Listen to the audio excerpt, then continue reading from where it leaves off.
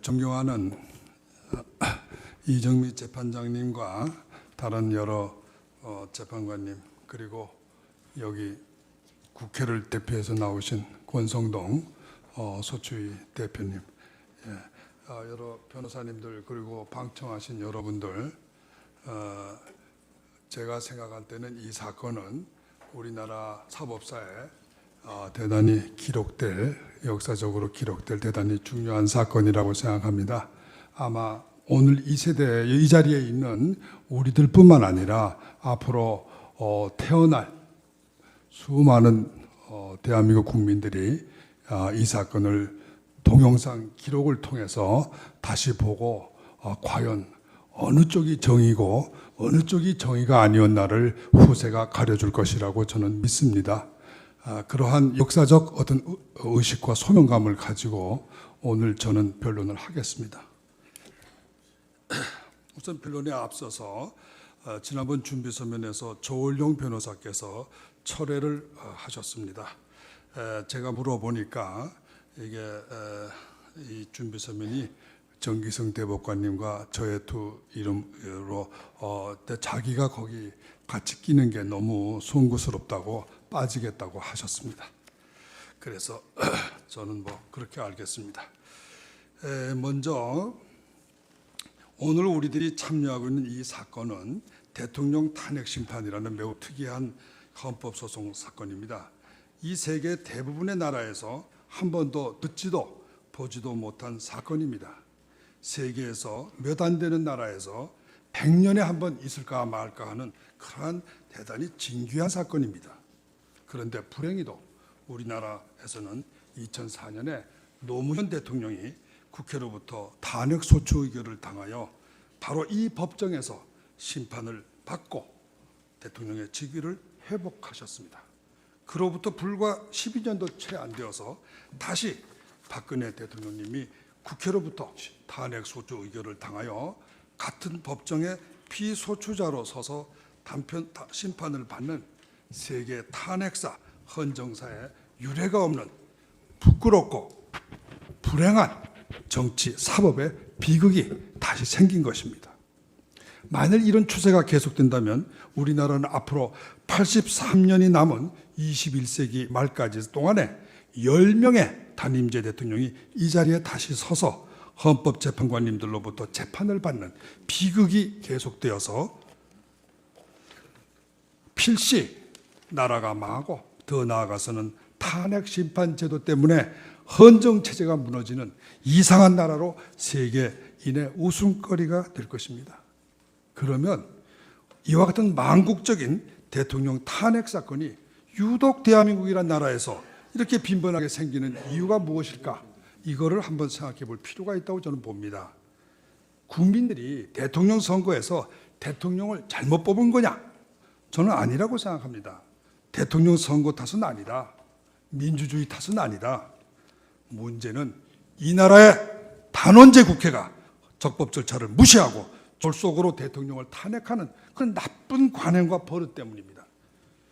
또 더 나아가서는 탄핵 심판 사건에 전속적 관할권을 가지고 있는 헌법재판소가 국회의 위헌적이고 위법한 졸속 탄핵 소추 의결을 소위 국회의 자율권이라는 이름 아래 위헌 심사를 하지 않고 거부하고 국회에 대해서 면죄부를 주는 이런 위헌적인 불법 재판을 거침없이 하고 있기 때문입니다. 이 사건 탄핵 소추의 적법 절차 위반은 대단히 중요한 문제입니다. 우리나라는 외국하고 달라요. 탄핵 소추 의결만 있으면은 자동으로 피탄핵자의 권한이 정지되는, 그래서 탄핵 소추 의결 그 자체만으로 실질상 탄핵 인용 결정에 선행을 해서 탄핵의 효과가 발생하는 아주 매우 특이한 전 세계에 유례가 없는 우리나라만의 독특한 제도입니다. 즉 한국의 국회의 탄핵 소추 의결이란 건 단순한 고발이나 소추가 아니에요. 대통령의 직무상실이라는 탄핵 심판의 효과에 단행 가처분을 겸한 권리 침해, 권리 박탈의 효과가 발생하는 특수한 법률 행위입니다. 헌법이 직접, 보통, 비밀, 평등 선거에 의해서 적법하게 선출한 민선 대통령 박근혜에게 보장한 박근혜의 대통령 개인의 5년간 대통령 직무 수행, 공무담임권이라는 헌법적 기본 권리를 탄핵 심판 절차가 계속되는 동안 법관의 유죄 판결이 없이도 침해 박탈하는 비정상적인 권리 침해가 바로 우리 국회의 탄핵 소추입니다. 이거는 헌법 제65조 자체가 물론 그렇게 규정을 했다고는 하지만 이 규정 자체가 세계 보편적인 인권 보장의 원리, 소위 판결시까지 무죄를 주장한다 하는 이 세계적인 인권 보장 원리에는 어긋나는 잘못된 헌법 규정이라 사실은 진작에 개정을 했어야 되는 겁니다. 뿐만 아니라 2012년 대선에서 박근혜 대통령을 선출한 국민들의 공무 참여권이라는 게 있습니다. 선거는 투표가 바로 그거죠. 법원의 판결 없이 탄핵 심판시까지 수개월간 박탈하는 이런 또 심각한 권리 침해이기도 합니다. 따라서 국회가 이런 반탄핵, 반이라는 건 하프란 뜻입니다. 2분의 1 탄핵 결정에 효력을 갖는 탄핵 소추 의결을 할 때는 탄핵 인용 결정에 준하는 정도의 확실한 증거, 또 법리 조사, 선례 조사, 법리 해석 절차 이걸 다 거쳐서 해야 되는 것입니다. 그런데 이번에 작년 12월 9일에 국회의 이 탄핵 소추에는 탄핵 사유에 대한 충분한 시간적, 사전적 법률 검토와 증거 조사 및 여론 수렴 절차가 하나도 거쳐지지 않았습니다. 졸속으로 이렇게 처리한 결과 박근혜 대통령과 국민의 중대한 헌법적 권리가 적법한 절차 없이 침해돼서 중대한 적법 절차 위반, 즉 헌법 위반이 있음을 지적하지 않을 수 없습니다. 그래서 구체적으로 제가 좀 설명을 드리겠습니다. 일괄 투표의 위헌성 문제입니다. 원래 탄핵이라고 하는 건 그 사유가 하나하나가 독립된 탄핵 사유가 되는 겁니다. 그래서 여러 개 사유가 모여가지고 그게 탄핵 사유가 되는 게 아니라 하나하나가 탄핵 사유이기 때문에 이것처럼 이렇게 내용과 적용 법률이 다른 13개 사유를 가지고 탄핵을 소추하려고 그러면 13개 탄핵 사유 하나에 대해서 투표하고 그래서 국회 정원의 3분의 2를 찬성을 얻은 그 사유만 골라내서 그 사유만을 탄핵 소추장에 기재해가지고 헌법재판소에다가 이거 재판해 주시오 이렇게 청구해야 되는 것입니다. 이거는 저 개인의 주장이 아니에요. 이거 대통령 탄핵 제도를 만든 나라가 바로 미국입니다. 근데 이 미국의 예를 보시면은 17대 앤드루 존슨 대통령, 39대 클린턴 대통령, 대통령이 탄핵 소추 의결할 때 여기 닉슨이 좀 빠졌네요. 미국 의회는 이제 하원에서 하는데 개별 사항별로 투표를 했습니다. 그래가지고 미국 하원은 탄핵 소추할 때는 과반수 이상의 찬성이 있으면 탄핵안이 성립되기 때문에 과반수 찬성을 받은 그 사항만 골라서 소추했습니다. 본회의에 넘겨서 더 나아가서 이게 탄핵 소추안을 심판하는 상원, 이거 우리나라하고 달라서 헌법재판소 대신에 상원이 탄핵 심판을 하는데 이것도 역시 며칠 간격으로 탄핵 소추안을 개별적으로 사안별로 투표해서 탄핵 여부를 결정한 겁니다. 이와 같이 사유별로 투표하지 않고 일괄하여 투표되면 왜 문제가 생기냐면요. 투표자가 구체적으로 어떤 사유를 가지고 탄핵한 의사인지 알 수가 없습니다. 이렇게 일괄을 투표하면은 어떤 탄핵 사유에 대한 투표를 한 게 아니라 탄핵에 대해서 찬성하냐 반대하냐를 묻는 투표가 되는 겁니다. 그렇다면 우리 헌법에 보면 어떻게 되어 있냐면 탄핵을 할 때는 직무수행상의 헌법 위반이나 법률 위배 행위 이렇게 구체적인 사유의 적시를 요구하고 있는 우리 헌법 조항하고 맞지가 않습니다. 죄송합니다.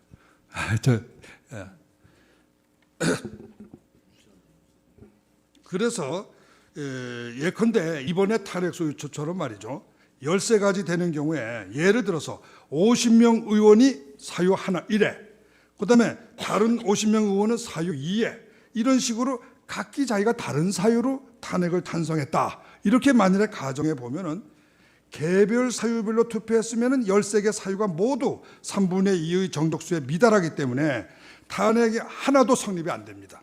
근데 일괄해서 투표를 하면은 각자 탄핵을 찬성하는 이유는 다를지 몰라도 결론이라는 거, 소위 주문이죠. 탄핵에 대해서. 이거는 찬성이 되니까 마치 지금 탄핵 소추인이 주장하시는 것처럼 13개 탄핵 사유 전부가 3분의 2 찬성을 얻은 것으로 이렇게 외관이 꾸며지는 겁니다. 이건 민법상으로는 의사와 표시 간의 불일치, 이거 착오라고 그래요, 이거를.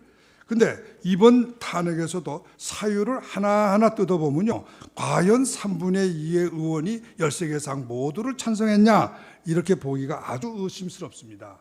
단적인 예가 세월호 사건이에요. 많은 의원이 세월호 사건에 대해서 탄핵 사유 하는 데 대해서 공개적으로 반대했었습니다. 그래서 만일에 개별 사유별로 투표하였으면 다른 사유는 제가 모르겠습니다만은 적어도 이 세월호 사건은 탄핵 사유에 포함되지 않았을 것이다. 저는 이거 확신합니다. 석거찌개 탄핵 사유에 또 문제가 있어요. 이 사건 탄핵 소추장을 잘 읽어보시면요, 탄핵 사유의 내용하고 그에 적용된 조항, 헌법 위배나 법률 위배 조항이 모두 복합적으로 되어 있습니다. 개별적으로 안 되어 있어요. 우선 이 미르재단 K스포츠 재단 사건이라는 거 바로 법률 위배 행위 1번, 2번입니다. 여기 사건을 보면요, 죄명이 어떻게 되어 있냐면 뇌물죄, 직권남용죄, 강요죄 이렇게 세 가지로 되어 있어요. 이게 개별화가 안 되어 있습니다. 그러니까 얼핏 보면은 한 개의 범죄 사실에 대해서 세 개의 범죄가 마치 상상적 경합이 된 것으로 이렇게 꾸며져 있어요. 그러나 이 세 개의 범죄가 섞여가지고 하나의 탄핵 사유가 된다는 건 말이 안 되는 거예요. 우리나라 헌법 제65조가 탄핵 사유를 직무집행에 있어 헌법 위배 또는 법률 위배로 명시하고 있는데, 이것은 헌법 위반 이런 탄핵 사유 하나, 법률 위반 이런 탄핵 사유 한 개, 이렇게 두 개의 탄핵 사유로 제한한 게 아닙니다. 탄핵의 대상이 되는 구체적인 직무집행이 뭐냐, 이걸 밝히고 그 구체적인 직무집행이 헌법이나 법률 어디에 위반되는가를 역시 구체적으로 밝혀야 되는 겁니다. 8개 법률 위반 사유의 핵심은 8개 법률 위반 사유의 핵심은 아까도 이야기했지만 미르재단하고 K스포츠 재단의 기업 출연금 770억 원, 이게 뇌물죄로 소추되는 한 거, 이게 제일 여러분들을, 국민들을 모두를 다 쇼크를 주게 한 가장 큰 탄핵 사유입니다. 만일에 국회가 이것을 뇌물죄를 띄어서 하나로 이렇게 독립된 탄핵 사유로 해가지고 예를 들어서 표결했다고 합시다. 과연 3분의 2 의원이 뇌물죄 적용하는데 찬성했겠습니까? 저는 아니라고 확신합니다.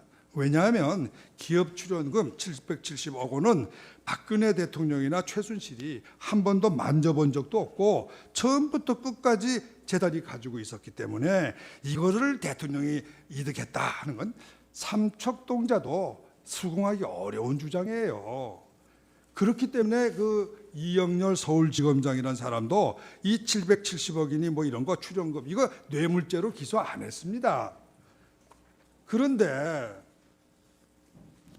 국회가 말이죠, 이걸 뇌물죄로 소추하는 거예요. 이걸 직권남용, 그냥 뇌물죄 이렇게 소추하는 게 아니라 직권남용죄, 뇌물 강요죄하고 섞어가지고 한 개의 탄핵 사유로 만들어서 소추하는 거예요.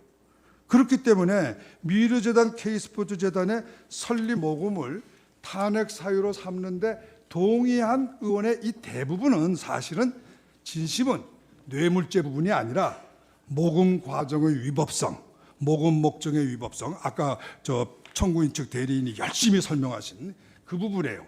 이렇게 보고 이 사유에 찬성했다. 저는 이렇게 보입니다. 그렇다면 찬성한 의원들의 실제 의사는 박근혜 대통령이 강요죄나 직권남용의 위법이 있다 이렇게 보고 탄핵에 찬성한 거지, 어떻게 그게 770억 뇌물을 받았다고 생각해서 소추했다고 보십니까? 770억 뇌물범이라는 건요, 직권남용이나 강요죄하고는 성격이 다른 겁니다. 이 770억의 뇌물이라면요, 이거 탄핵으로 할 게 아니에요. 바로 그냥 감옥소 교도소로 집어넣어야 되는 겁니다. 이런 파렴치한 범죄예요, 이거는.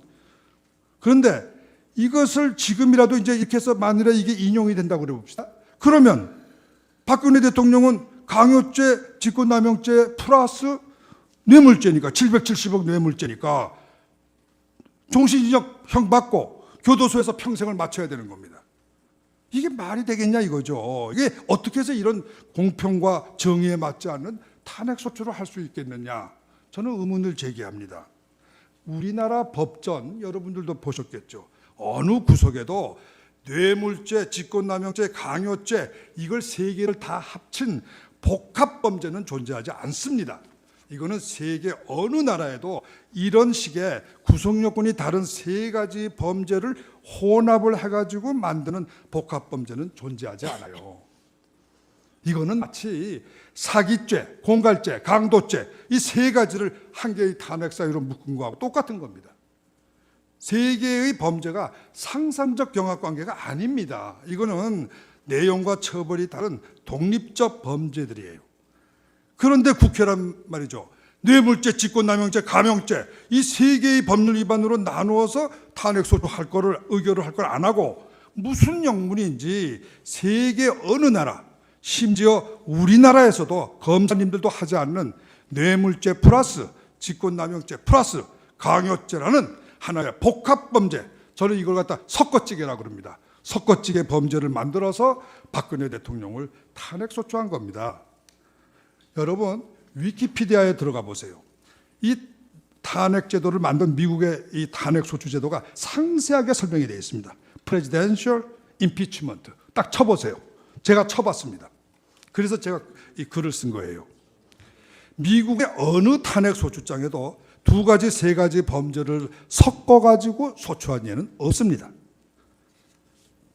물론 소추를 그렇게 안 했기 때문에 심판도 그렇게 안 했죠. 그런데 이 한국의 국회는 정말 문제예요. 이거 아나 무인입니다. 동서고금의 세계 역사에 없는 섞어찌개 탄핵사유라는 걸 개발하는 겁니다. 그거를 13가지를 만들었어요. 그리고 더 한심한 거는 이 13가지 탄핵사유를 또 하나의 큰 통에다 넣었어요. 어떻게 넣냐 하면 이 섞여찌개 메뉴가 뭐냐 하면 탄핵의 찬반 투표라는 거예요. 이거 그러면 고의적이냐 아니면 실수냐가 문제입니다. 아까도 말씀드렸지만 Presidential Impeachment라고 위키피디아에 들어가서 쳐보시면은 미국 의회가 존슨 대통령, 닉슨 대통령, 클린턴 대통령을 탄핵 소추할 때 어떻게 만들었는지 과정과 그 내용이 상세하게 나와 있습니다. 그러면 우리나라 국회의원들이 과연 이 Presidential Impeachment 위키피디아를 보고 만든 것이냐 아니면 안 보고 만든 것이냐가 저는 의문이고, 이렇게 또 나가서는 말이죠. 과연 이게 국회에는 제가 알고 있기로 입법 전문위원이 있고 입법 전문위원을 반드시 의견을 받도록 되어 있는 걸로 알고 있습니다. 어떤 의안을 만들 때. 그리고 여기 계시는 권성동 탄핵소추 대표께서는 법조인 출신이십니다. 20년의 검사 출신이세요. 법을 모르실 리가 없어요. 근데 이분들이 과연 말이죠. 어떻게 해서 이런 탄핵 사유와 섞어찌개라는 그 역사에 없고 법절에 없는 이런 탄핵 소추안을 만들 수 있느냐. 참 저는 이것이 고의적이 아닐까 하는 의심이 들어요. 몰라서 했다는 건 믿어지지 않습니다. 만일에 이게 고의라고 한다면 이거는 첫째는 자기 동료 의원들을 속인 겁니다. 그리고 뿐만 아니죠. 여기다 소추장을 내가지고 여기 계시는 이 탄핵 헌법재판소의 재판관님들을 속이려고 하는 거예요. 그리고 5천만 국민을 속이려고 하는 겁니다.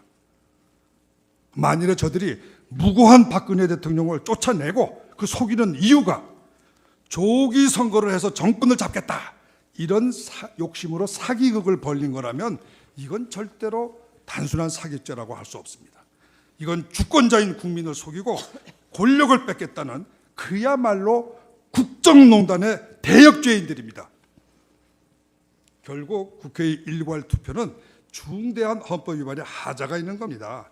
제가 혼자 이렇게 떠들면 바보 될까 봐 이 주장을 입증하기 위해서 우리나라에서 가장 유명한 헌법학자들을 전문가들을 증인으로 신청하고자 합니다.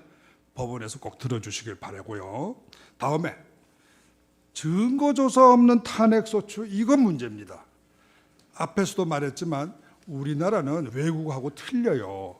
탄핵소추 의결만 해도 자동으로 피탄핵자의 권한이 정지되니까 이 단순한 고발이 아니라 직무상실이라는 단행가처분의 효과가 발생하는 거거든요. 그러니까 직접 보통 비밀평등선거에 의하여 적법하게 선출된 민선 대통령 박근혜님에게 헌법이 명문으로 보장한 박근혜 대통령의 5년간 대통령 직무수행 공무담임권, 이런 헌법적 기본 권리를 탄핵심판 절차가 계속되는 동안 법원의 유죄 판결 없이 침해에 박탈하는 비정상적인 권리 침해가 발생합니다.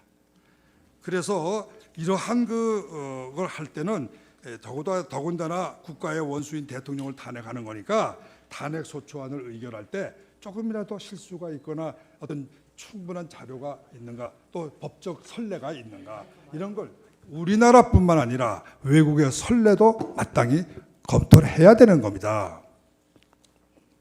그런데 여러분 이번에 그 탄핵소추장 내용을 잘 읽어보세요.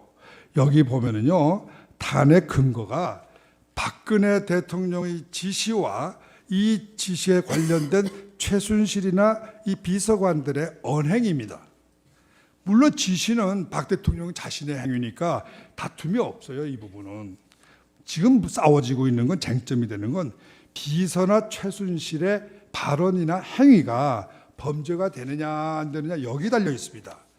최순실이나 비서관들의 범죄 행위가 성립되고 그것으로 끝나진 않아요. 자동으로 대통령이 책임지는 건 아니니까 그것에 플러스해서 대통령이 지시한 그 행위가 공범 요건을 갖추고 있느냐, 즉 교사나 방조에 공범 요건을 갖추어 있느냐, 이게 문제입니다.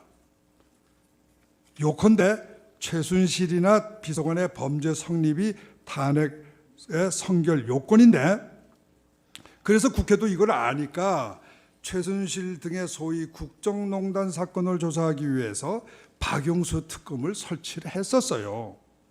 그렇다면 우리가 국민의 상식으로 보세요. 특검의 조사 결과, 이걸 기다려 가지고 그 조사 결과를 보고 그 다음에 이거 범죄다 이렇게 확신이 있으면 확인이 되고, 뭐 법원에 최소한도 유죄 1심 법원의 판결이라도 있다거나 그러면은 일단 그 위에다가 제2의 요건, 공범 요건을 소위 교사방조 사실 및 공범자로서의 고의가 있느냐, 이거를 조사를 확인을 해가지고 이 두 가지 요건이 모두 성립된다고 확신할 수 있는 그런 충분한 증거가 모였을 때 비로소 탄핵소추 사유가 확정될 수 있는 겁니다. 이러한 사전 증거 조사나 법리 조사 없이 국가의 권력기관이 고의로 대통령의 권리를 침해하는 건 마치 검사나 경찰이 아무런 증거 조사나 법전도 안 들여다보고 고의로 국민을 수사해서 잡아가지고 기소해서 처벌한다는 거하고 똑같은 거예요. 이 경우에 그 피의자가 어떻게 싸웁니까? 검사를 상대로 기소 내용에 대해서 나 그런 사실 없어요, 이렇게 무죄 항변, 실체 항변을 할 뿐만 아니라 적법 절차에 대해서도 이 기소나 수사가 절차 위반입니다, 이렇게 취소한다거나 중지한다거나 또는 그런 사람들을 처벌해 달라거나 이렇게 요구할 수 있는 헌법적 권리의 항변을 할 수가 있는 겁니다. 그렇다면 국회가 대통령이 무죄인 줄 알면서 유죄의 증거가 없으면 무죄의 추정을 일단 받아야 되는 거니까, 또 국회는 수사기관도 아닙니다. 자기 마음대로 유죄다 무죄다 판단할 수 있는 게 아니에요. 대통령을 졸속으로 탄핵소추 의결을 해서 대통령의 헌법상 권리인 5년간의 직무집행권, 또 국민들의 공무 참여권, 이거를 박탈해가지고 침해한다는 건 탄핵소추권의 남용입니다. 그러면 마땅히 대통령은 탄핵소추권을 고의로 남용한 국회의원들을 고소 처벌할 권리가 있고, 바로 이 사건 탄핵심판 절차에서도 소추 내용이 진실이 아니다, 이런 실제적 항변과 아울러서 소추된 의결의 위헌성, 그 동기, 목적, 과정, 이러한 것들이 위헌이고 위법이다, 이렇게 다투어서 자기의 무고함, 영어로 이노선스를 주장할 수 있고 그 주장에 부합하는 증거를 제출할 수 있는 헌법상, 법률상의 인권이 있다고 생각합니다. 요컨대 국회가 증거도 없이 고의로 탄핵소추권을 남용하는 것은 헌법 제12조, 미국 수정헌법 제5조나 제14조의 적법 절차하고 같은 내용인데요. 여기 위반이라고 안 할 수 없습니다. 이렇게 볼 때 증거 수집을 위해서 특검을 설치해 놓고선도 그 조사를 착수하기도 전에 대통령을 순전히 신문 기사하고 자기가 어떤 개인적인 어떤 감정 이런 걸 가지고 탄핵 소추를 의결한다고 하는 것은 이거는 적법 절차에 위반되는 탄핵 소추권의 남용입니다. 고의가 충분히 입증이 돼요. 이것은 우리 헌법의 기본적인 법치주의, 적법 절차 원리에 반하는 중대한 위헌적인 탄핵 소추입니다. 그런데도 이 사건 헌법재판소는 피소추인 측 박근혜 대통령은 탄핵 소추대에서 그게 내용이 맞냐 안 맞냐 이렇게만 다투어야지 국회가 탄핵 소추한 의결이 무슨 정치적 동기냐 아니냐, 또 그 목적은 뭐냐, 이게 뭐 사전 선거 운동하기 위한 거냐 아니냐, 또 절차가 위법하냐 안 하냐, 이런 건 다툴 수 없다는 겁니다. 그래서 원천적으로 주장과 입증할 기회를 봉쇄하고 있는 겁니다. 이것은 헌법이 보장한 국민의 변론권, 반론권을 이 사건 탄핵 심판 사건에서 유독 피청구인이 이 나라의 대통령이고 청구인은 이 나라의 국회다, 이런 피상적인 이유 하나 가지고 부정하는 정말로 어이가 없는 재판입니다. 증거가 없는 졸속 탄핵 소추의 부작용을 우리가 생각해 보지 않을 수 없어요.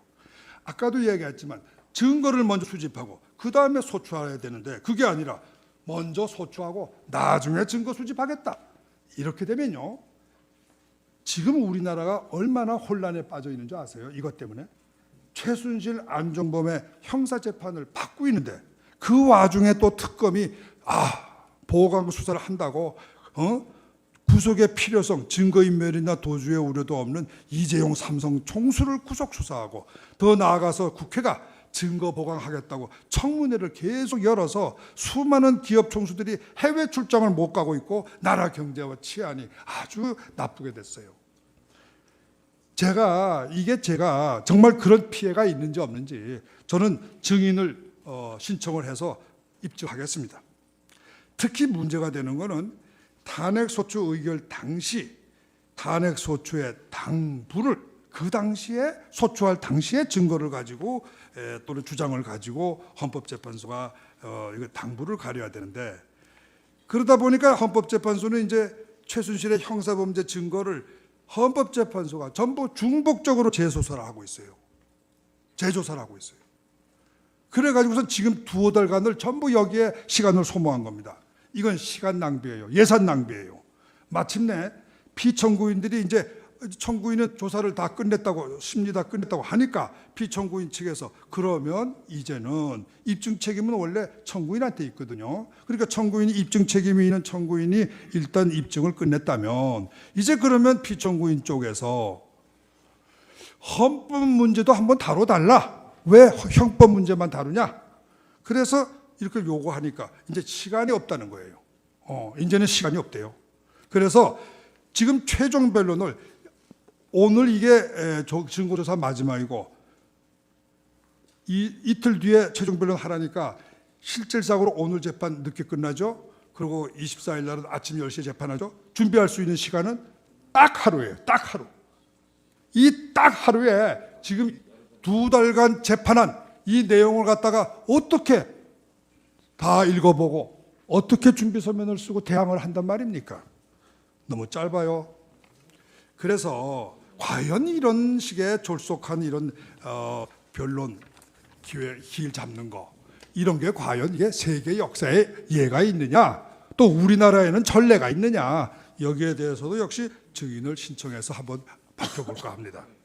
이 밖에도 이 탄핵소추 의결은 제가 그동안에 알아본 거는, 여기 권성동 의원님 오셨으니까 아주 잘 됐네요.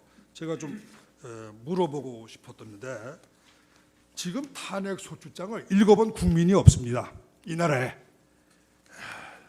제가 이 탄핵소추장 구하려고 애를 무지장 썼어요. 제가 어느 의원들에게 물어봤더니 자기도 못 봤대요.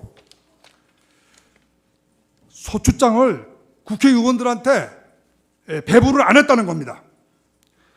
그리고 피청구인 대통령한테는 물론 없었죠, 사전에. 그러니까 반론할 기회가 없는 거죠.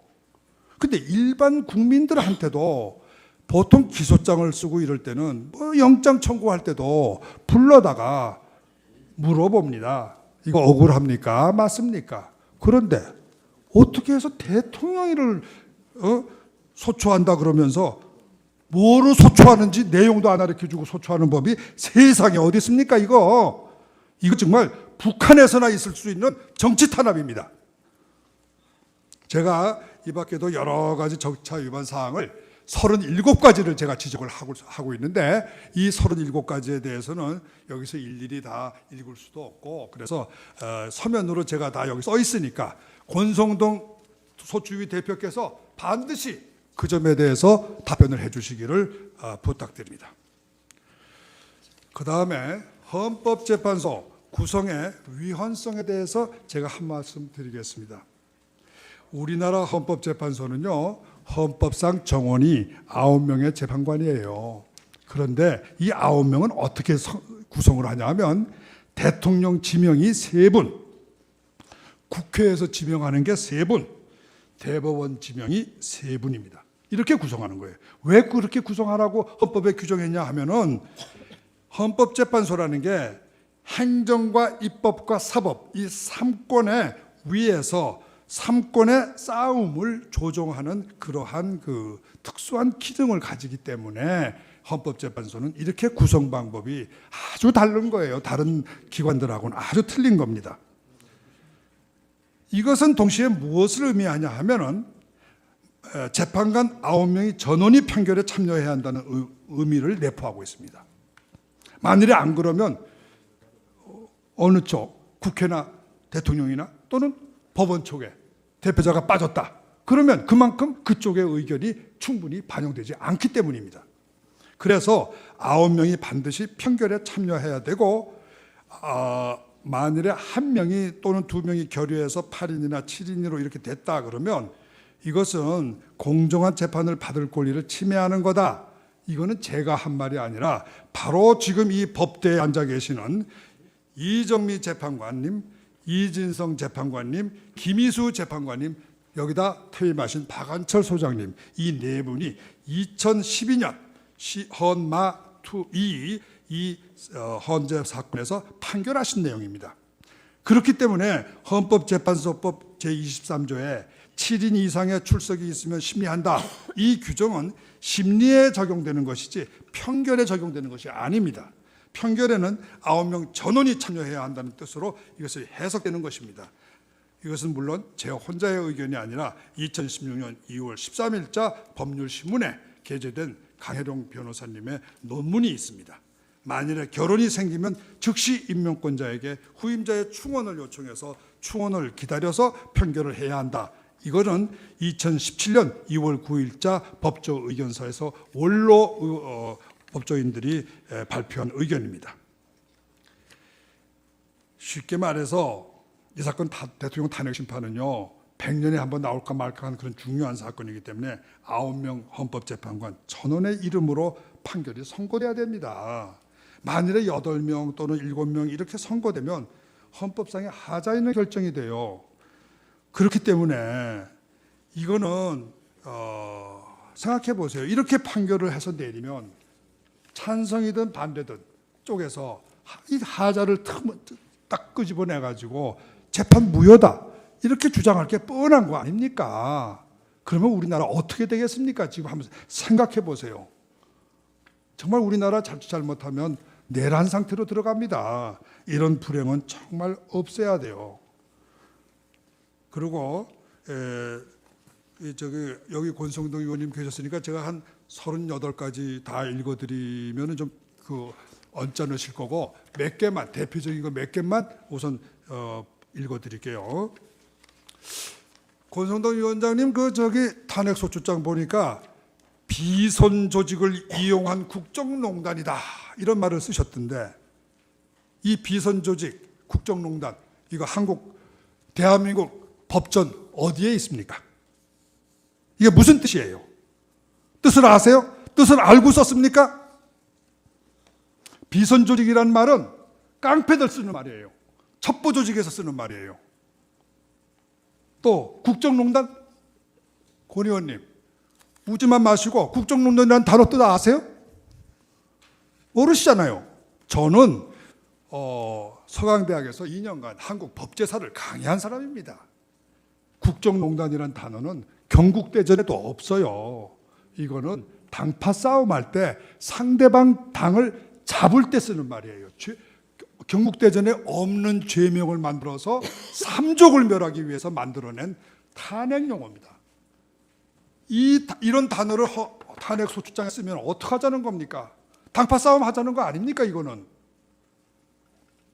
그리고 도대체 말이죠. 특검을 똑 설치하고 나서 그 뭐 조사도 안 기다리고 소추한 의견은 필연적인 이유가 있을 거라고 생각합니다. 근데 그 이유는 그래도 국민들한테 알려줘야 될 거 아닙니까? 난 이래서 부득이 특검 기다리지 않고 소추했다. 왜 당당하게 말을 못해요? 그리고 탄핵 소추장이다 그러면 대통령에 대한 탄핵 소추장 아닙니까? 그러면 대통령 뽑은 대한민국 국민도 이해관계자입니다. 그 이해관계자들한테 적어도 소추장 내용이 뭔지는 알려줘야 되는 거 아닙니까? 지금까지 국회에서 탄핵 소추장을 국민들에게 공표한 적이 있어요? 지금까지 12월 9일부터 2달, 석 달 지난 지금 현재까지도 우리 국민들은 탄핵 소추장 내용을 모르고 있습니다. 제가 하도 답답해서 탄핵을 탄핵한다는 책에다가 끄트머리에다가 탄핵 소추장 내용을 붙였어요. 그때 우리나라 국민들이 처음으로 탄핵 소추장 내용이 이렇게 황당하구나 알았다고 합니다.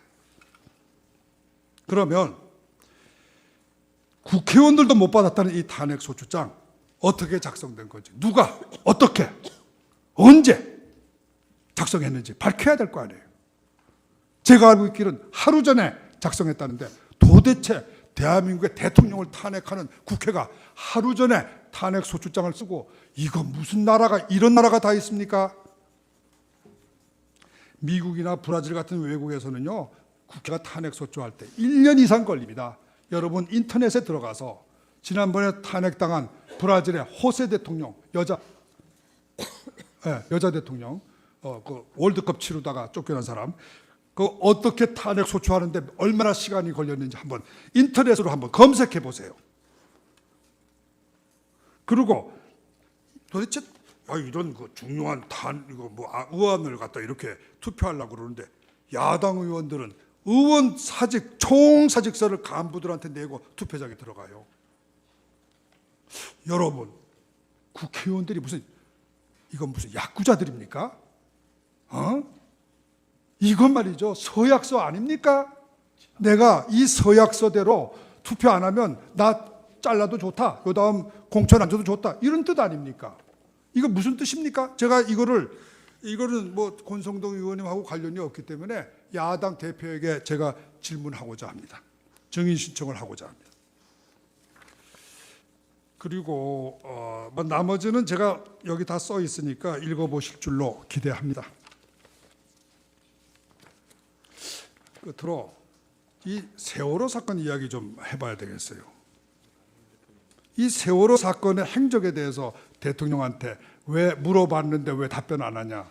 이게 탄핵 사유예요.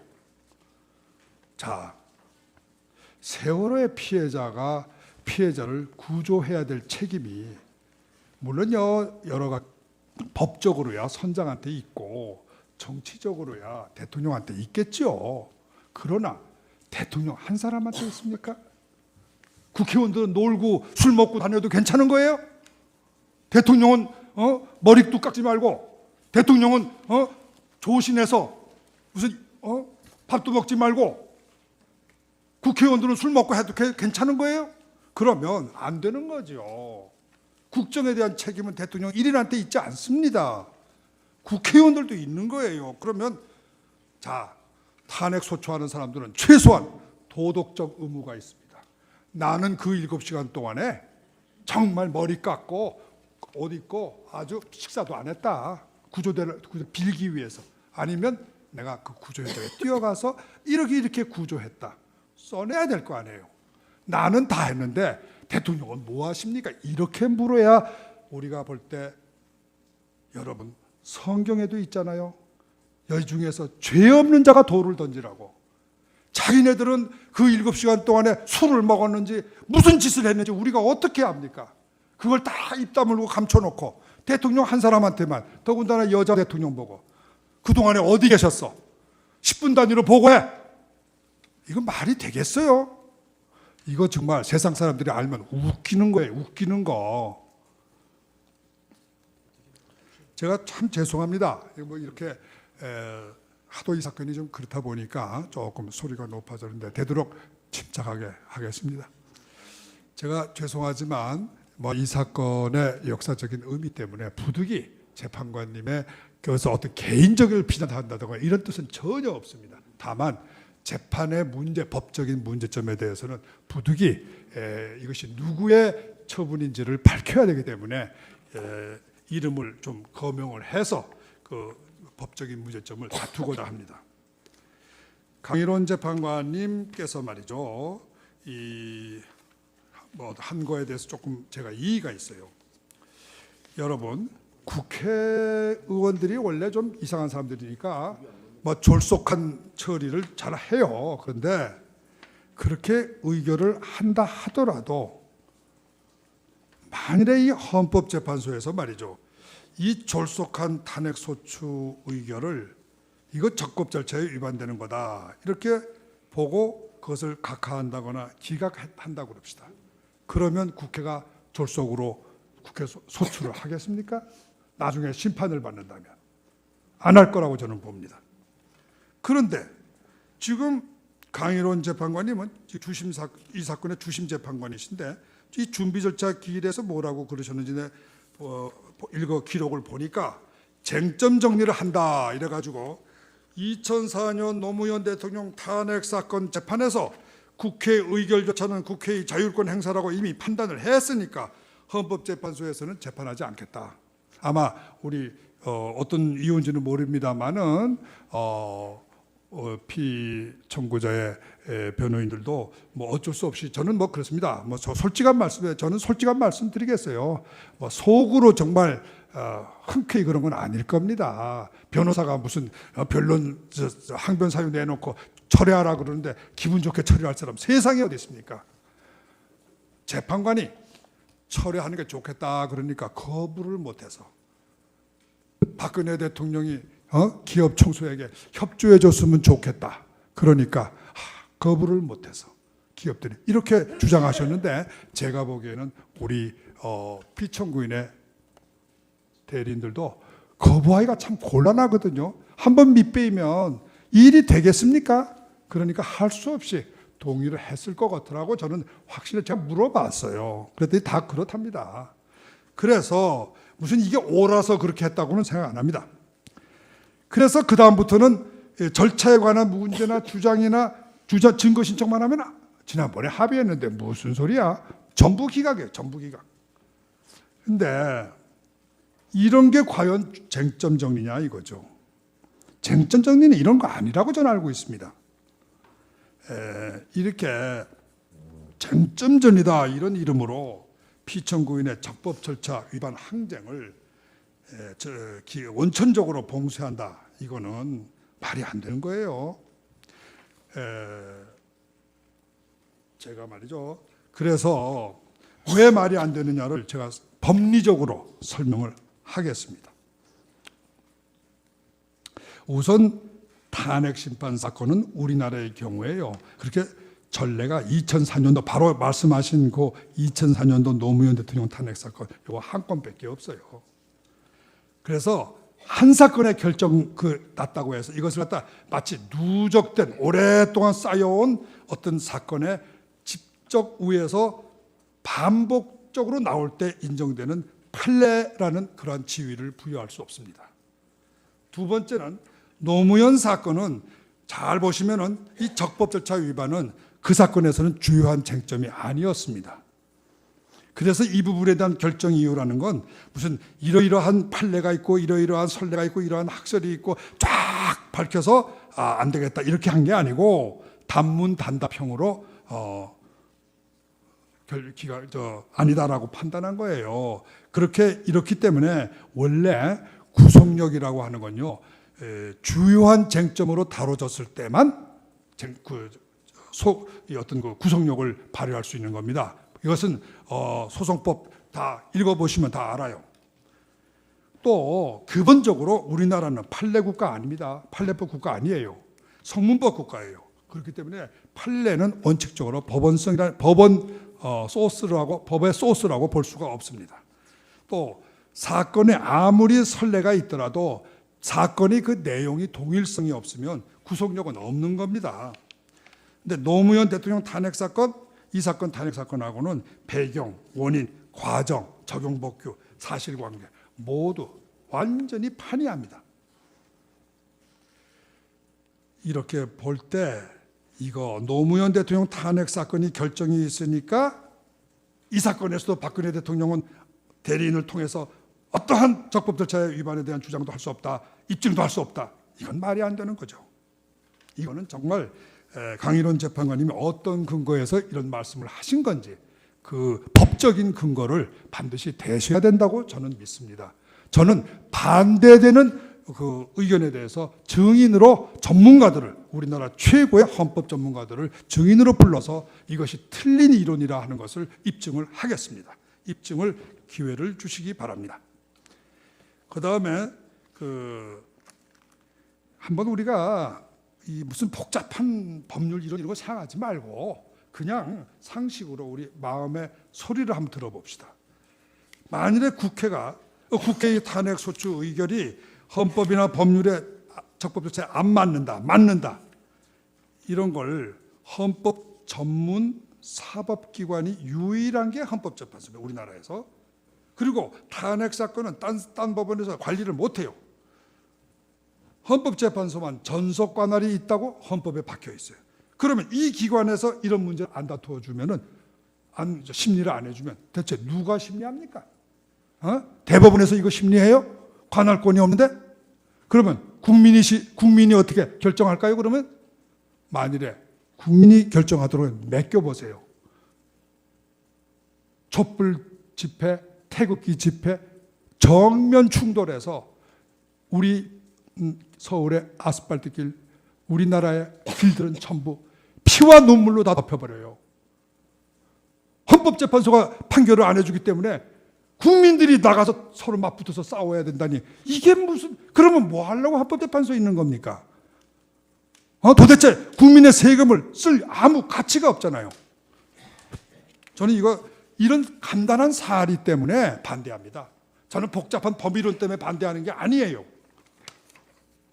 그 다음에 국회가 잘 생각해 보세요. 지금 이 법정에서 박근혜 대통령을 탄핵하는데 사용되고 있는 여러 가지 증거 방법이나 내용을 보면요, 뭐냐 하면은 박근혜 대통령이 무슨 대통령 권한 없는 짓을 했다 이런 게 아니고요. 그 대통령 권한을 행사하는데 어떤 방법을 거쳤느냐, 비선 조직을 이용했느냐, 아니면은 그 목적이 누구를 빼먹기 위한 것이냐 이런 거예요. 그러면 절차와 방법을 대통령의 탄핵을 심판하는 데는 인정하고 있지 않습니까? 그러면서 대통령을 탄핵하는 국회의 탄핵 소추장에 대해서는 절차가 나는 몰라, 절차는 간섭 안 하겠어. 자, 이게 당사자 대등의 원칙이나 헌법 평등의 원칙에 맞겠습니까? 저는 그거 이해가 안 가요. 또 셋째로 이거 굉장히 심각한 문제입니다. 여러분들 이거 명심하셔야 돼요. 지금 이 대통령 탄핵 사건이라는 건요, 개인 대 개인의 싸움이 아닙니다. 국회라는 우리나라 어쩌면 제1위 아니면 제2위의 권력기관하고 대통령이라는 국가의 원수, 이 두 권력자들의 싸움입니다. 권력기관의 싸움이에요. 그렇기 때문에 이것을 진짜 의미는 뭐냐 하면 헌법재판소가 결국은 둘이서 싸우니까 만일에 이걸 헌법재판소가 없으면 시가전이 생기고 우리나라는 불행히도 내전 상태에 들어갑니다. 왜? 국회파와 대통령파가 국회파와 대통령파가 갈라져서 여러분이 영국의 역사를 보시면 알아요. 크롬웰 혁명, 죽은 사람이 몇 명인 줄 아세요? 수십만 명의 영국 시민들이 이 크롬웰 전쟁에서 목숨을 잃었습니다. 국회파와 왕파가 싸웠기 때문에 그 100년의 슬픈 영국은 이 정치 격동기를 거치면서 거의 100만 명 이상의 시민들이 죽었던 거예요. 피를 흘렸던 거예요. 그래서 그 중에 일부가 미국으로 건너가서 바로 미국을 세운 겁니다. 그렇기 때문에 이러한 그 국회파와 대통령파가 직접 충돌을 하게 되면 나라는 망하는 것이 분명합니다. 그것을 막기 위해서 헌법재판소라는 기관을 만든 거예요. 그러면 이 헌법재판소가 세력 균형의 말하자면 키의 역할을 하고 있는 거 아닙니까? 어느 쪽 한편 들면 안 되죠. 그런데 국회에 대해서는 무슨 짓을 해도 좋아, 무슨 방법을 써도 좋아, 이렇게 해주면서 대통령한테는 대통령 그거 말이야, 그거 왜 최순실이 같은 사람하고 사겨?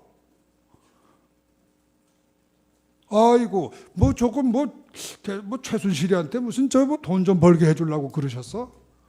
이렇게 본질적인 문제는 다 놔두고 대통령의 직무수행 방법을 가지고 재판을 하겠다는 거예요. 이러면 어떻게 돼요? 헌법재판소가 공평하다고 볼 수 없죠. 분명히 국회 편을 들고 있는 겁니다. 분명히 지금까지 헌법재판소의 모든 재판 진행 절차는 분명히 한쪽으로 기울어져 있어요. 국회 편을 들고 있어요. 이거는 헌법재판소의 자멸의 길입니다. 헌법재판소가 이렇게 하면 헌법재판소는 앞으로 존재할 수 없게 될 겁니다. 이건 국가적인 불행이 와요. 또 잘 한번 생각해 보세요. 지금은 우리나라가요, 어떤 헌법이냐 하면은 대통령 단임 임기 5년이라는 세계에서 아주 드문 제도입니다.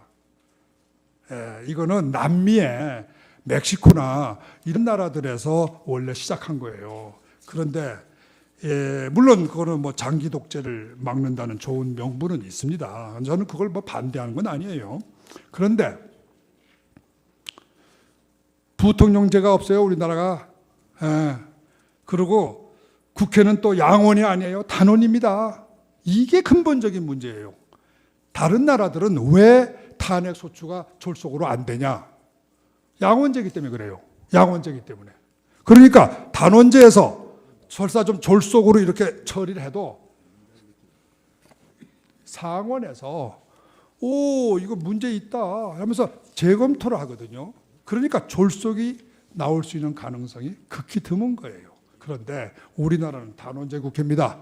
이 단원제 국회가 핫가닥 해가지고 하루 만에 짝짝짝 해치워버리면 통제할 길이 없어요. 이래서 우리나라에 이런 불행이 오는 겁니다. 단원제 국회라는 이 점을, 이걸 고쳐야 되는 건데 국회의원님들이 안 고쳐요. 맨날 제가 헌법 개정안을 유심히 들여다봤는데 대한민국에서 지금까지 헌법 개정안 중에서 단원제를 양원제로 만들자는 헌법 개정안은 본 적이 없어요. 전부 다 국회에 눌려가지고 그런 개정안을 만들지도 못해. 그러면 그건 좋아요. 거기다가 지금 국회는 대통령은 5년 단임이에요. 그런데 국회의원들은 임기는 4년이라고 1년 짧은데 횟수에 제한이 없어요. 그래서 제가 조사를 해봤더니 우리나라 대통령 임기는 5년인데 국회의원님들의 평균 임기가 7년입니다. 재직 기간이. 여기 권성동 의원은 아마 3선 하셨으니까 한 10년 되시겠네. 이렇게 국회의원들이 대통령보다 임기가 2배가량 길기 때문에 대통령은 권력이 약해지고 국회의원들은 고난이 세계에서 최고의 권력을 가지고 있습니다. 제가 전 세계 국회의 고난을 다 조사를 해봤어요. 대한민국 국회 같은 국회는 전 세계에 존재하지 않습니다. 여러분 아셔야 돼요. 이 대한민국 국회란 건요, 단원제 국회에다가 거기다가 입법권, 예산 승인권 이런 건 다른 나라에 다 있어요. 이게 기본이에요. 그러나 국정감사권, 국정조사권, 인사동의권 이 권력을 셀 수가 없어요. 셀 수가. 이렇게 권력이 많아요. 거기다가 이분들 1년에 얼마씩 받는 줄 아세요? 어마어마한 돈을 받고 있어요. 그리고 단 하루만 재직해도 평생 동안 연금을 받아요. 그것뿐 아니에요. 제가 탄핵을 탄핵한다 책에서 상세히 썼어요. 지금 이 국회의원들이요, 선거 비용을 국가에서 받습니다. 국민의 세금으로 내요. 자기네 선거 비용을 왜 우리 돈으로 가는 거예요 도대체. 이렇게 우리나라 국회는 정말로 국민을 위한 국회가 아니라 국회의원을 위한 국회예요. 국회의원이 국회의원에 의한 국회의원을 위한 국회입니다. 이거를 우리가 이번에 사건에서 또 한 번 보는 거예요. 법 안 지켜요. 자기 마음대로 해요. 이렇게 국회 엉터리 졸속 탄핵 소추를 해놓고는 반성이 없어요. 반성. 잘못이 없어요. 잘못했다는 소리가 없어요. 자, 이렇게 되니까 이거를 말이죠. 이거 보세요. 국회의 졸속한 탄핵 소추 의결이 있어도 그 절차의 위헌성, 적법성을 헌법재판소의 심사 대상에서 사법심사 대상에서 제외한다. 이렇게 되면요. 이거 무슨 뜻인지 아세요? 대통령의 직무 수행에 대해서는 통치행위 이론을 적용하지 않으면서 국회에 대하여는 통치행위 이론을 적용하는 궤변이 되는 겁니다. 단순한 문제가 아니에요. 단순한 민사소송법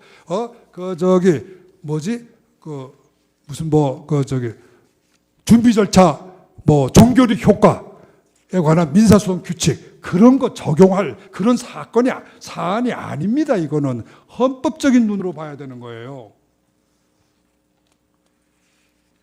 자, 그러면 아까도 이야기했지만 또 한 가지 중요한 점이 있어요. 대통령은 국가 원수입니다. 그리고 1인의 단독관청이에요. 부통령도 없는 1인의 단독관청이에요. 반면에 국회는 300명의 집단회의체입니다. 우리가 절차의 적법성을 주로 따지는 건 원래 1인 대통령한테는 절차의 적법성을 따지는 거 아닙니다. 전 세계 어느 나라가 1인 대통령에 대해서 당신이 오늘 어디에 가 있었습니까? 비서하고 무슨 말을 주고받았습니까? 인사 청탁을 받고 임명한 겁니까? 이런 식의 직무수행 방법을 묻는 거 아닙니다. 그만한 국가 원수로서의 절대적인 어폐는 있지만 그래도 99%의 재량권은 인정해 주는 겁니다. 1인 관청이기 때문에. 회사법에서도요, 주주가 1인일 때는요, 회사법에서 절차 규정 적용 안 해요.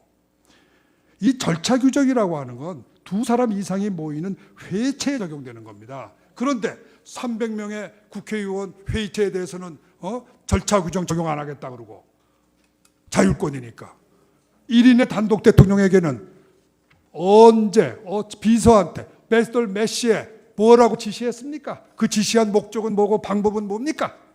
이렇게 따지면 대통령 할 수 있어요? 어느 사람도 대통령 못합니다. 이런 거는 제가 오늘 여기서 말하는 거는 저 혼자만의 의견은 절대 아닙니다.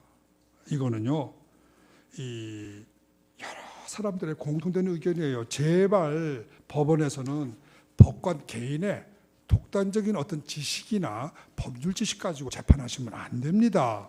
무슨 적법성이 거기서 정당성이 거기서 나오겠습니까? 혼자 재판하는데. 이런 건 반드시 의견을 들어서 우리나라의 많은 헌법대가들을 모시고 그분들의 의견을 양쪽에 다 신청해서 들어봐야 되는 거예요. 강일원 재판관님 이론이 맞는지 안 맞는지 증거를 대셔야 될 거 아니에요.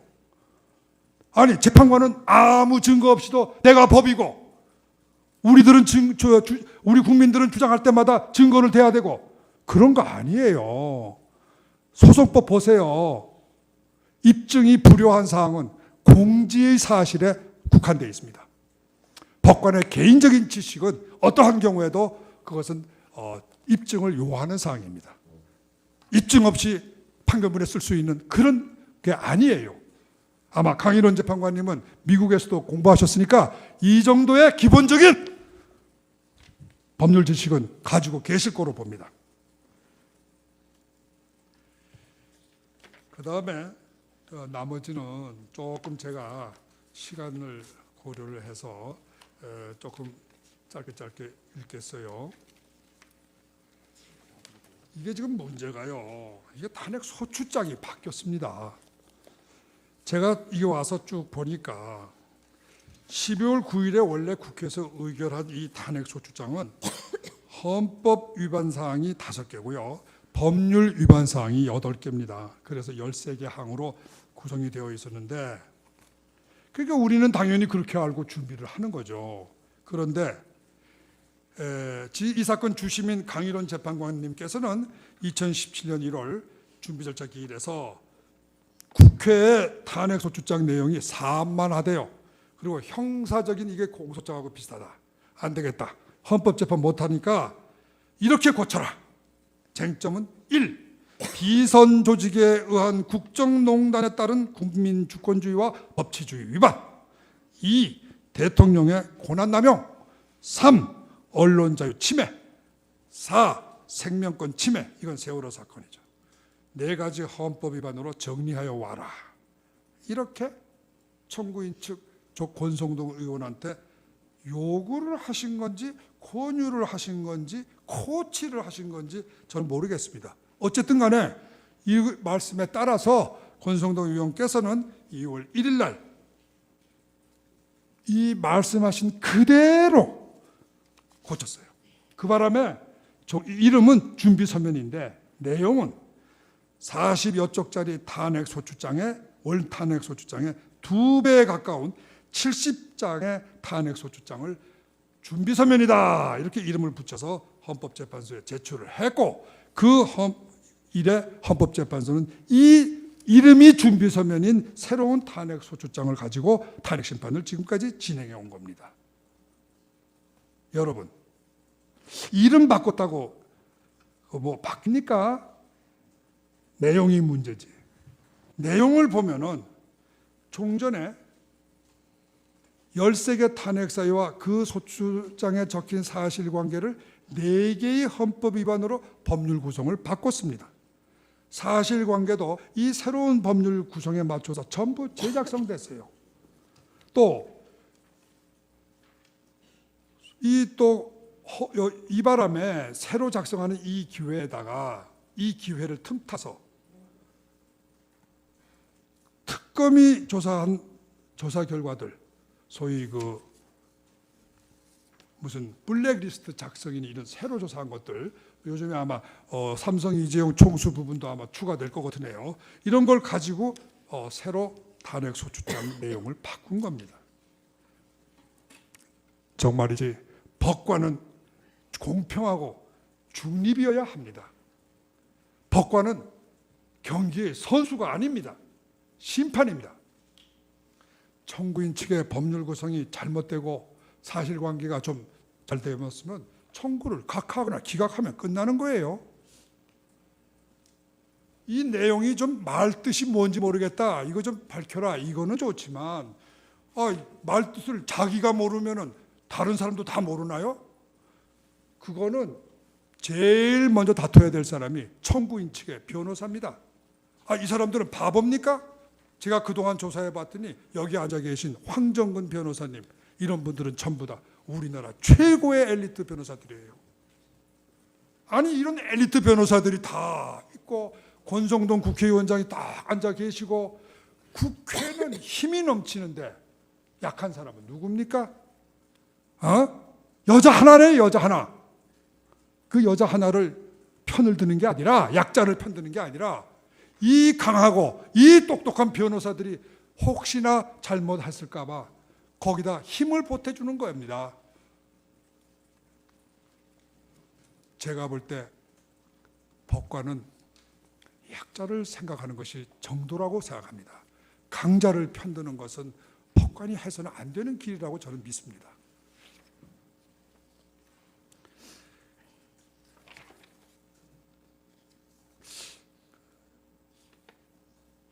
증거규칙 입법은 요거 뭐 조금 기술적인 문제라 여기서 생략하고 다 이렇게 써 있으니 또 법 해석에서 부분도 제가 기술적인 문제이기 때문에 조금 넘어가겠습니다. 읽지 않겠어요. 그러나 한 가지 꼭 읽고 가야 될 부분이 하나 있어요. 제가요 와가지고 그동안에 증인신문한 약 100몇 시간의 동영상을 다 보지는 못했어요.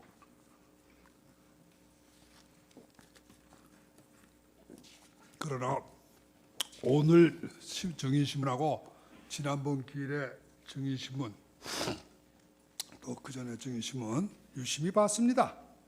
그리고 동영상 내용의 일부를 전부 녹취록을 떠서 지금 그 녹취록을 읽고 있습니다. 제가 굉장히 이상한 현상을 발견했어요. 이 강일원 재판관님이 굉장히 증인신문에 적극적으로 관여를 하시더라고요. 열심히 일하시니까 그런가 보다. 그런데 분석을 해봤더니 피청구인 측 증인에 대해서 주로 물으시더라고요. 청구인 측 증인에 대해서는 별로 질문을 안 하셨어요. 그 다음에 피청구인 측 증인에 대해서 물어보시는데 일단은 시작이 비난이에요. 비난. 앞뒤 말이 맞지 않아요. 이게 시작이에요. 제가 혹시 대한민국 법을 제가 어두워서 그런지 몰라도 사실 우리나라는 당사주의라는 면이 있습니다. 아무리 헌법재판이라도 일단 사실을 주장하고 입증하는 건 당사자의 책임이에요. 그 증인의 내용이 좀 부족하다고 해서 자기 개인적인 지식과 견해를 가지고 따질 수 있는 건 아니지 않나 저는 생각합니다.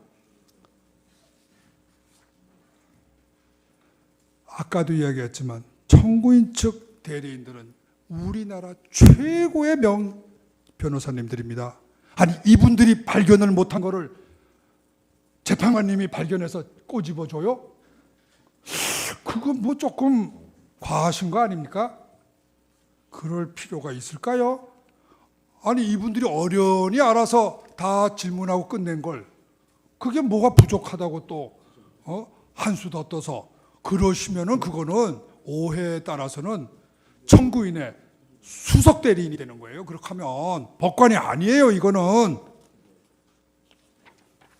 이 점에 대해서는 제가 단순히 말로만 하면은 재판관님한테 혼날 테니까 제가 변호사님, 분명히 근데 말씀이 조금 지나치신 것 같습니다. 잠깐만요. 조금 예, 언행을 조심해 예, 주시기 예, 바랍니다. 제가 조금- 수석 대변인이라는 말씀은 감히 이 자리에서 하실 수가 아니, 없으시죠. 그렇게 오해될 수 있다는 뜻입니다. 속으로 죄송합니다. 그렇게 그러면 오해하셔도 그거는 고치겠습니다. 수석 대변인 아니십니다. 그리고 죄송합니다. 잠깐만요. 그냥 재판관으로서 좀 지나치시다 이런 뜻으로 김평우 정정하겠습니다. 제가 잠깐 말씀드리겠습니다.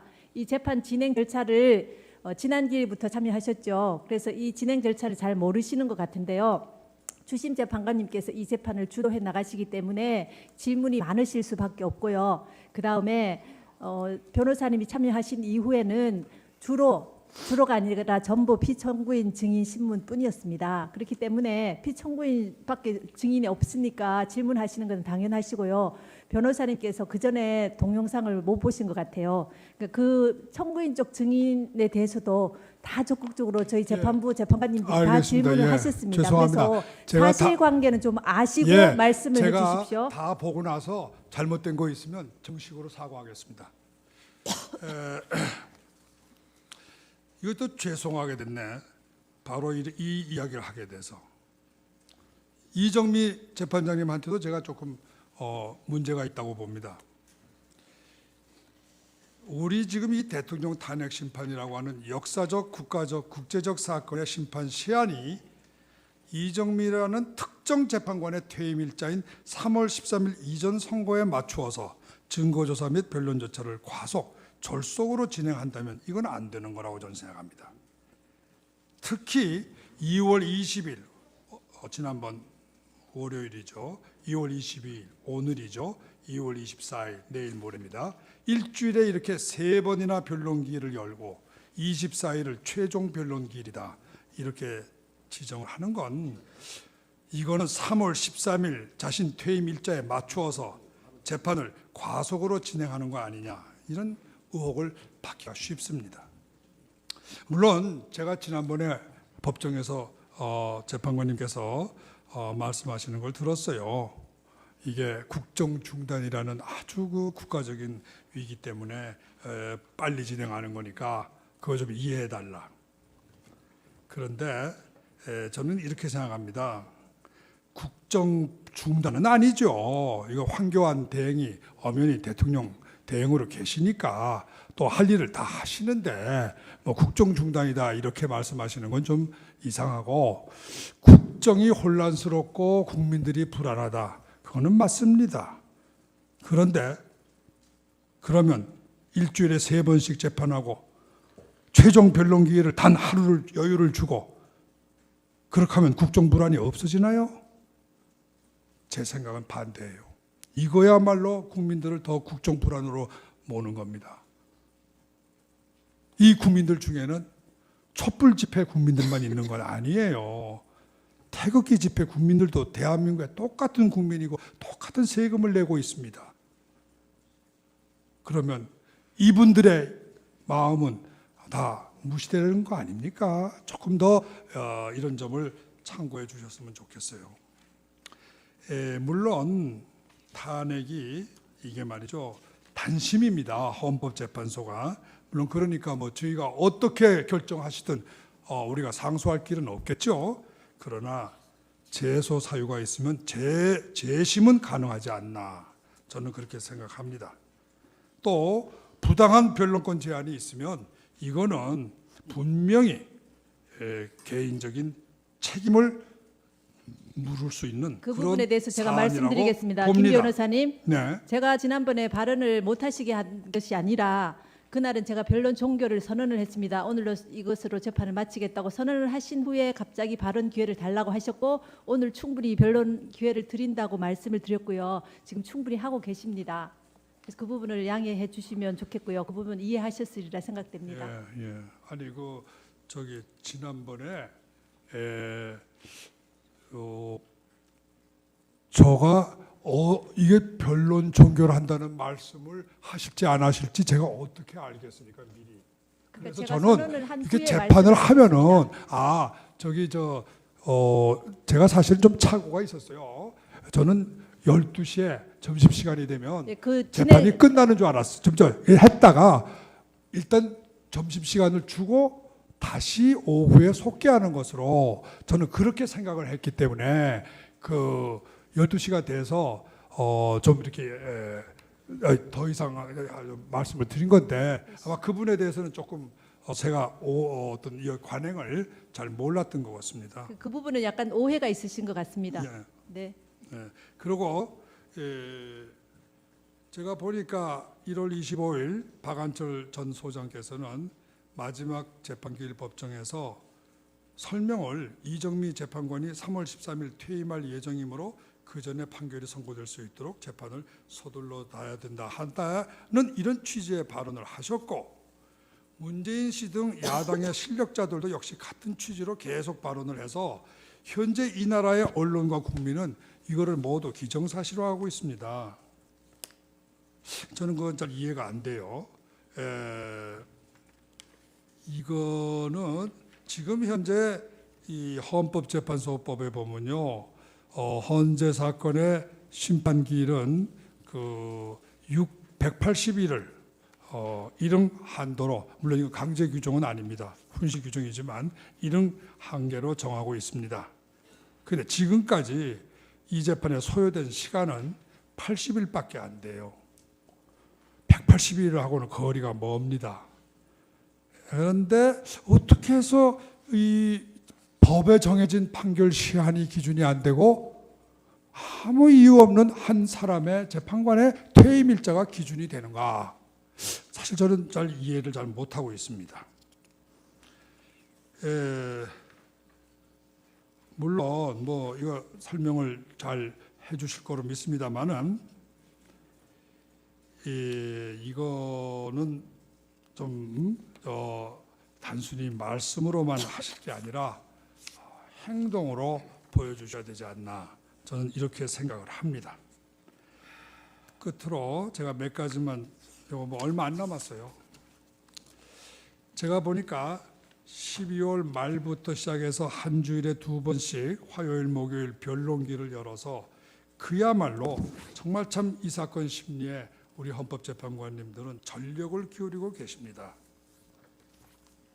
그런데 오늘 현재까지 약 18회인가요? 기일이 잘 보면은, 진행된 내용을 보면은 모두 최순실 형사 사건의 검찰 신문조서, 법원의 신문조서, 그리고 증인의 증언, 이런 거예요. 결과적으로 그러다 보니까 이 사건 탄핵 심판 사건은 헌법 사건이 아니라 형사 사건이 되어버렸어요.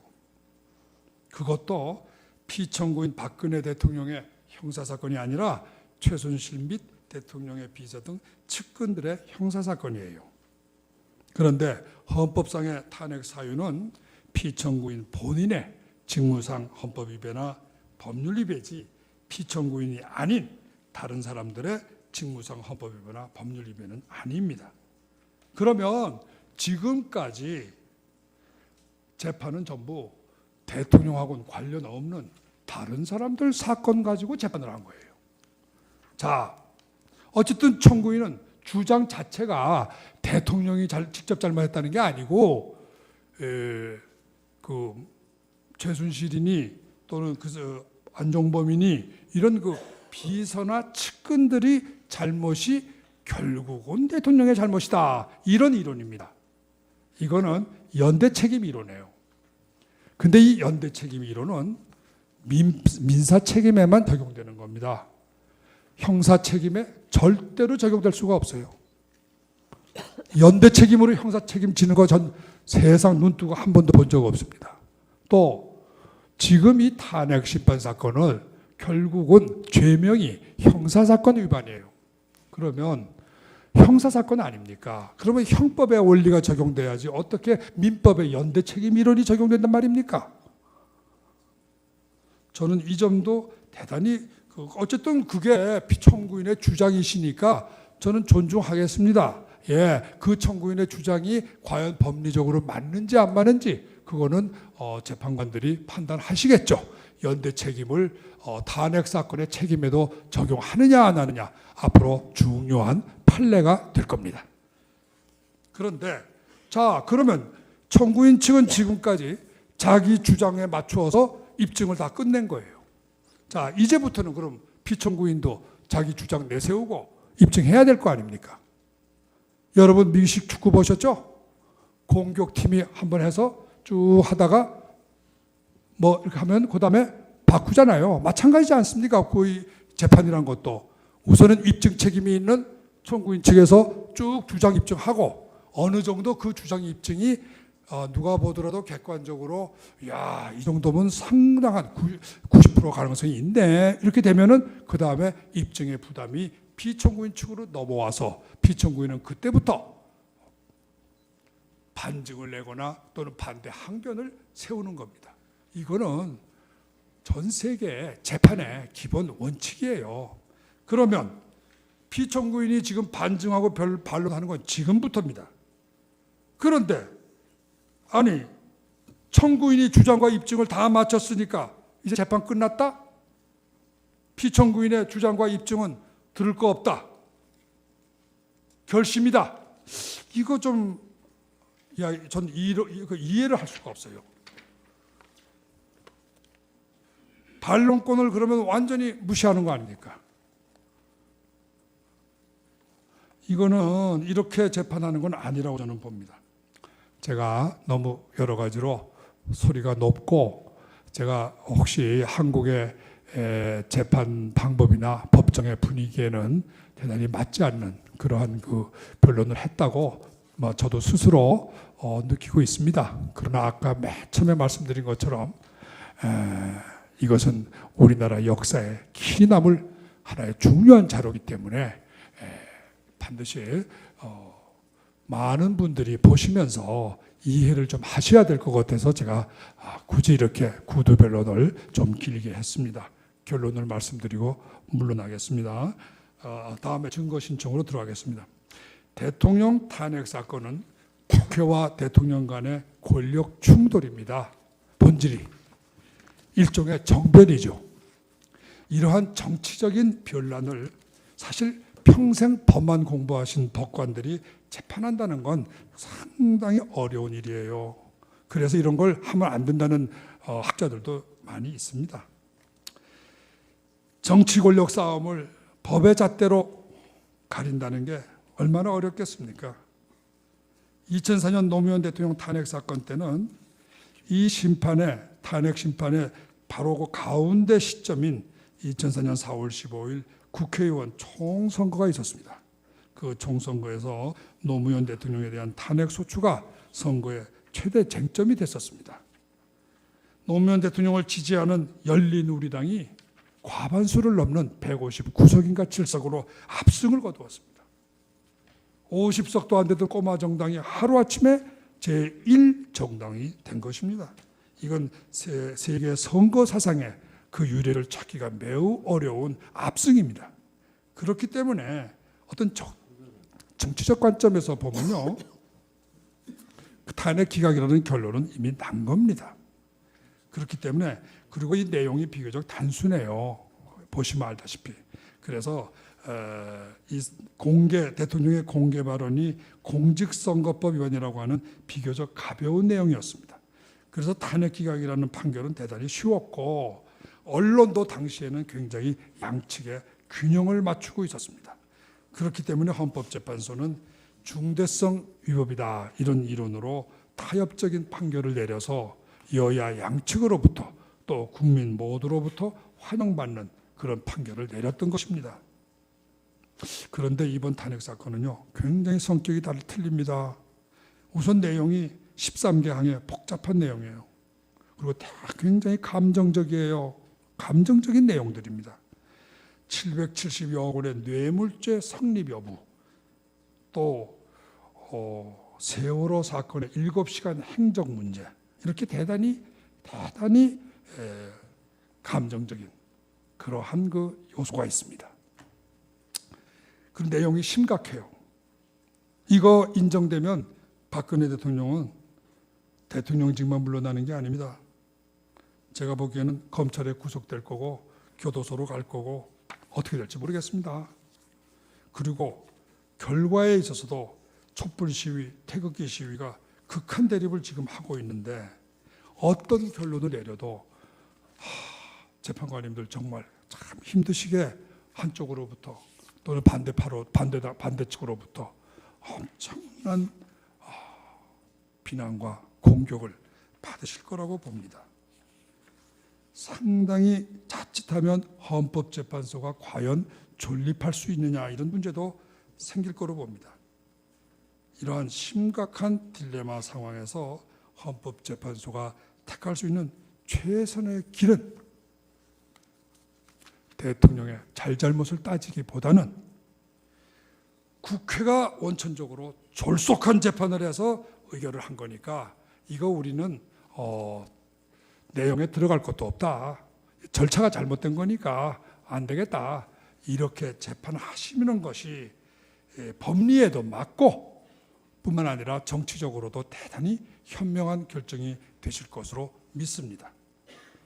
이 나라 법치주의의 최후의 보루인 헌법재판소가 이 사건의 심판을 놓고 극한적으로 대립분열된 이 나라 국민을 구하고 헌법재판소의 존속과 국민의 신뢰를 받으려면 탄핵 내용의 진위를 조사하는 형사재판에 들어가지 마시고 누구도 명백하다고 볼 수 있는 국회의 졸속한 처리를 끄집어내서 탄핵 결정을 못하겠다, 이렇게 거부를 해서 국회에게 돌려주셔야 됩니다. 그러면 뿌린 자가 거두는 거예요. 씨를 뿌린 자가. 원천적으로 잘못한 사람이 책임져야 됩니다. 결자 해지입니다. 이렇게 한 국민 상식에 부합하기 때문에 어떤 국민도 여기에 대해서 이론을 할 국민이 없습니다. 촛불도 이론으로 할 수 없어요. 국회가 명백하게 졸속한 소추를 한 거는 그 사람들도 부인할 수 없기 때문입니다. 객관적 증거로 완전히 증명되기 때문입니다. 태극기 집회는 결과가 마음에 드니까 무조건 찬성일 거예요. 자, 그러면 우리 헌법재판소 재판관님 8분들은 국민의 영웅이 되십니다. 2004년도에 윤영철 재판소장님께서 개인적으로 저한테 해주신 말씀이에요. 오늘날 우리 헌법재판소가 생긴 지 불과 30년도 안 됐는데 대한민국 국민들 모두로부터 신뢰와 존경을 받고 전 세계인들로부터 위대한 민주주의의 수호자다, 이렇게 존경받는 이유가 무엇이겠습니까? 잘 생각해 보세요. 노무현 대통령 탄핵 심판 사건이 그야말로 솔로몬의 지혜를 발휘한 명판결이었기 때문입니다. 지금 여기 헌법재판관님 8분께 제가 진심으로 호소합니다. 이러한 상황에서, 이 역사적인 상황에서 제발 정치 소용돌이에 휘말리지 마시고 누구나 봐도 분명히 누구도 거부할 수 없는 국회의 졸속한 탄핵 처리에 대해서 엄중하게 심판을 내려주십시오. 그렇게 되면은 국민들의 절대적인 사랑과 존경을 받고 또 헌법재판소가 그렇게 남아야만 우리나라의 법치주의가 존속됩니다. 저는 내가 누구 편을 들기 위해서 사실 미국에서 온 거 아닙니다. 저는 헌법재판소 재판관님들에게 바로 이 말씀을 드리고 싶어서 왔어요. 재판관님들, 우리나라 법치주의를 위해서 또 이 나라 국민들을 위해서 제발 부탁드립니다. 정의에 맞는 탄핵 각하, 절차 위반 이렇게 판단해 주시기를 간곡히 부탁드립니다. 저는 준비서면에 대해서는 이것으로 제 말씀을 마치겠습니다. 이어서 아까 준비서면에 관련된 증인 및 증거 신청에 대해서도 잠깐 말씀을 드리고, 먼저 여기에 대해서도 역시 조 변호사님이 처리하시겠다고 그래서 저는 말씀을 드립니다. 다만 증거 신청에 대해서는 아까도 쭉 약간 준비서면에도 말씀드렸지만 제가 일단 섭외한 증인들의 이름은 밝혀드리는 게 좋을 것 같아서 말씀드리겠습니다. 헌법학자로서는 허영, 최대관, 조병윤 전문가 증인으로 신청하고자 합니다. 또 국회의원으로서는 김무성, 나경원, 황영철, 유승민 이 4사람을 증인으로 신청을 하고자 합니다. 또 일괄 표결의 위헌성과 관련해서도 역시 전문가 증인을 신청하겠습니다. 뿐만 아니라 탄핵 소추 의결 과정의 적법 절차상의 문제점을 좀 밝혀내기 위해서 국회의장 정세균, 국회의원 정종섭, 그리고 운영위원회 수석 전문위원 및 국회의사 국장 이걸 증인으로 신청하겠습니다. 또 원내대표단이 모든 이 절차를 주도한 것으로 압니다. 그래서 국회의원 정진석, 김도읍, 우상호, 박완주, 박지원, 김관영 증인으로 신청하겠습니다. 또 2016년 9월 18일부터 2016년 12월 21일까지 사이에 국회 속기록에 대한 사실 조회와 문서 송부 촉탁도 신청하겠습니다. 그 밖에 재판소의 편파적 재판 진행과 관련된 부분도 역시 관련해서 전문가 증언과 서증 제출 이러한 것을 하겠습니다. 물론 녹취록은 지금 작성 중에 있기 때문에 요거는 정리해서 제출하겠습니다. 또 재판부 구성의 법적인 그 위헌성 문제를 증언해 주실 분으로 전문가 증인 강혜룡 변호사를 신청합니다. 또 탄핵 심판이 우리 국익에 미치는 영향, 또 탄핵 소추가 우리 지금까지 우리나라 이익에 미친 악영향 이런 것을 관련해서 역시 전문가 증인과 신청하겠습니다. 지금 섭외 중에 있습니다. 또 재단 설립의 역사에 대해서도 대통령의 재단 설립에 관한 이 역사 이런 것에 대해서도 경제단체나 경제인 학자 분을 복고일 씨와 김진현 씨 이렇게 증인을 신청하고자 합니다. 그리고 예, 여기 또 기밖에 이 재판 과정 중에도 이 재판의 증거로 제출하기 위해서 특검이 조사하는 과정에서 굉장히 많은 인권 유린과 횡포가 있었다고 봅니다. 아마 김영재 씨 그리고 김기춘 씨, 조윤선 씨 이분들을 역시 어떤 내용의 탄압과 그 인권 침해를 받으셨는지 증인으로서 물어보고자 합니다. 그리고 지금 이 헌법재판소 구성의 문제가요, 굉장히 과연 왜 3월 13일 이 말이 나오게 됐는가 하는 것에 대해서 나름대로 저는 이야기를 들어서 조사를 해봤는데 이것은 어떤 의미에서 이 헌법재판소법 일부 개정 법률안과도 밀접한 관련이 있다고 보입니다. 그래서 그 입법안에 대해서 제출한 그러한 배경에 대해서 전문 증인을 신청할까 합니다. 그 다음에 또 지금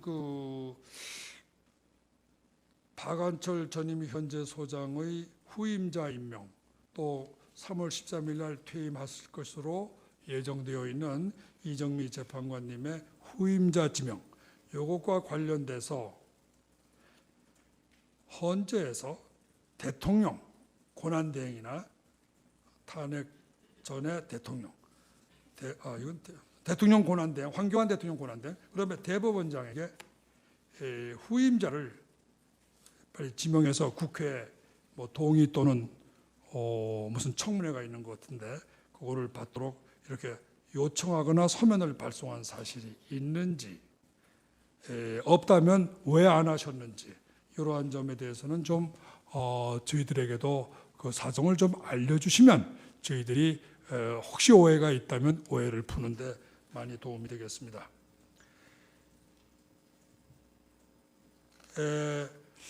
필요에 따라서는 이 박안철 전 소장님의 발언이 정말 평지풍파고 대단한 우리 국민들을 혼란에 빠뜨린 장본인이시라고 보입니다. 그래서 박안철 전 헌재 소장님을 증인으로 불러서 어떤 취지에서 어떤 배경에서 그런 말씀을 하시는지 한번 증인으로서 들어볼까 합니다. 그 밖에 요 법안과 관련해서는 국회의원 이춘석, 박용진, 이종걸, 소병훈 이런 분들에 대한 증인을 역시 신청할까 합니다.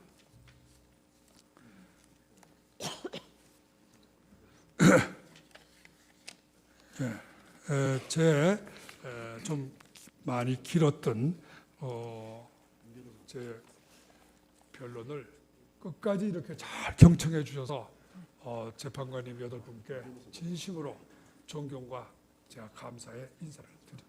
그리고 여러 또 우리 권성동 대표님과 변호사님들 여러분 그리고 여러 방청하신 여러분들께도 또 이 테이프를 들으실 여러분들께도 잘 제가 혹시 발언 도중에 어떤 잘못된 부분이 좀 있다고 생각하시면은 알려주시고 혹시 고칠 수 있는 기회가 있으면 제가 고치도록 그렇게 하겠습니다. 감사합니다. 네.